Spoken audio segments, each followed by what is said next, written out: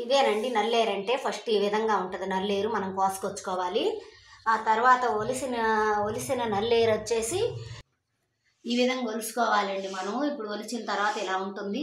ఇవి బాగా నూనెలో వేయించుకోవాలి. కొంచెం నూనె, మన సరిపడ నూనెలో వేయించుకొని మరి చింతపండు, కొంచెం జీలకర్ర వేసి, మరి పచ్చిమిరకాయలు తినేవాళ్ళు పచ్చిమిరకాయలు వేసుకోవచ్చండి. ఎండుమిరకాయలు కావాలనుకున్న వాళ్ళు ఎండుమిరకాయలతోటి కూడా కొంచెం వేయించుకొని చేసుకోవచ్చండి. మన చట్నీ లాగే సరిపడా ఉప్పు వేసి, ఎల్లిపాయ వేసి మనం మిక్సీ కానీ లేదా రోట్లో నూరుకుంటే ఇంకా టేస్ట్గా ఉంటుందండి.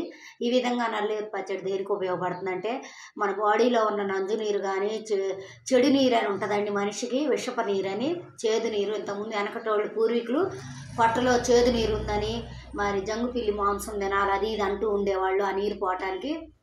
అలాగే మరి మన పూర్వీకులు కూడా నల్లేరు పచ్చడి మరి కాన్పోయేటప్పుడు నీరు ఎక్కువ వచ్చిందనుకో గర్భిణీ స్త్రీకి నల్లేరు పచ్చడి పెట్టేవాళ్ళండి. ఆ నీరు మన యూరిన్ ద్వారా వెళ్ళిపోవటానికి. ఆ విధంగా ఈ నల్లేరు పచ్చడి వల్ల చాలా ఉపయోగాలు ఉన్నాయండి. లావుగా ఉన్న వాళ్ళు సన్నం అవుతారు. మరి సర్వవ్యాధి నివారణ అండి. నల్లేరు దొరికే సంవత్సరానికి ఒకసారి మీరు కూడా తెచ్చుకొని మరి అట్లా చట్నీ చేసుకొని తింటారని కోరుకుంటున్నాను ఫ్రెండ్స్. ఆరోగ్యాన్ని కాపాడుకోండి. Okay friends, bye.